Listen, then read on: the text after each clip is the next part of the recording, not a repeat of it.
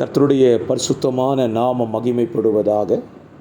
ஆசீர்வாதமான ஒரு நல்ல காலவேளையிலையும் அனுதின மன்னா என்கிற வேத தியானத்தினால் உங்களை சந்திப்பதில் மிகுந்த சந்தோஷம். இந்த நாள் ஜூன் மாதம் 3ஆம் தேதி திங்கட்கிழமை. இந்த காலை தியானத்திற்காக ரோமருக்கு எழுதின நிருபம் 9ஆம் அதிகாரம் 33ஆம் வசனத்தை வாசிக்கிறேன்.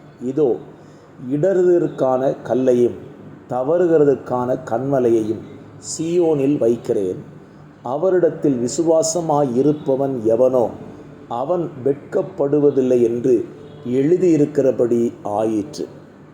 இந்த காலவெளியில் ஆண்டுடைய வார்த்தை நம்மை பார்த்து சொல்லுகிறது, அவரிடத்தில் விசுவாசமாயிருக்கிறவன் எவனோ அவன் வெட்கப்படுவதில்லை. அப்படியானால் நம்மை வெட்கப்படுத்துகிற தேவன் அல்ல, நாம் வெட்கப்பட்டு போவதையும் விரும்புகிற தேவன் அல்ல. அப்படியானால் நாம் வெட்கப்படாமல் இருக்க நாம் என்ன செய்ய வேண்டும்? அழகான ஒரு வார்த்தை இருக்கு பாருங்கள். அவரிடத்தில் விசுவாசமாயிருப்பவன் எவனோ, தேவகுமாரனிடத்தில் நாம் விசுவாசமாய் இருக்க வேண்டும். ஆண்டவர் இதற்கு ஒரு நல்ல உதாரணத்தை வேத புத்தகத்தில் நமக்கு கொடுத்திருக்கிறார். ஆண்டவராய் இயேசு கிறிஸ்து குணமாக்கின ஒரு மனிதன்தான் பிறவி குருடன். யோவான் சுவிசேஷம் அதனுடைய 9ஆம் அதிகாரத்தில் இயேசு அவனை குணமாக்குகிறார்.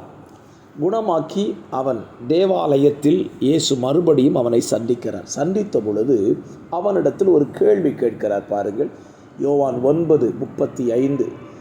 அவனை அவர்கள் புறம்பே தள்ளிவிட்டதை இயேசு கேள்விப்பட்டு அவனை கண்டபோது, நீ தேவனுடைய குமாரனிடத்தில் விசுவாசமாய் இருக்கிறாயா என்றார்.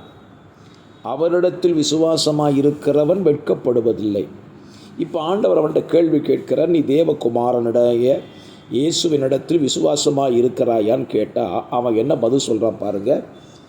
ஆண்டவரே, அவரை விசுவாசிக்குமாய் இருக்கும்படிக்கு அவர் யார்? அவனுக்கு புரியலை, இயேசுவை புரியலை. இன்றைக்கி நிறைய பேருக்கு இயேசுவை புரியாமலேயே வாழ்ந்து கொண்டிருக்கிறார்கள். ஆண்டவர் அவனுக்கு தெளிவுபடுத்துகிறார் பாருங்கள். இயேசு அவனை நோக்கி, நீ அவரை கண்டிருக்கிறாய், உன்னுடனே பேசுகிறவர் அவர்தான் என்றார். பாருங்கள், அவனுக்குள்ள அந்த தெளிவை கொடுத்த உடனே ஒரு பதில் சொல்கிறான். உடனே அவன் ஆண்டவரே விசுவாசமாக இருக்கிறேன் என்று சொல்லி அவரை பணிந்து கொண்டான். இந்த காலவேளையிலையும் ஆண்டவரை நம்ம சரியாக புரிந்து கொண்டு அவரிடத்தில் நாம் விசுவாசம் வைத்தால் நாம் வெட்கப்படுவதே இல்லை.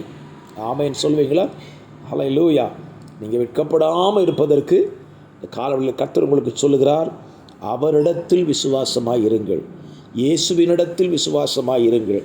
இயேசுவை அறிந்து அவரை கண்டு அவரிடத்தில் நீங்கள் விசுவாசம் வைத்தால் வெட்கப்படவே மாட்டீங்க. ஜெபிக்கலாம்.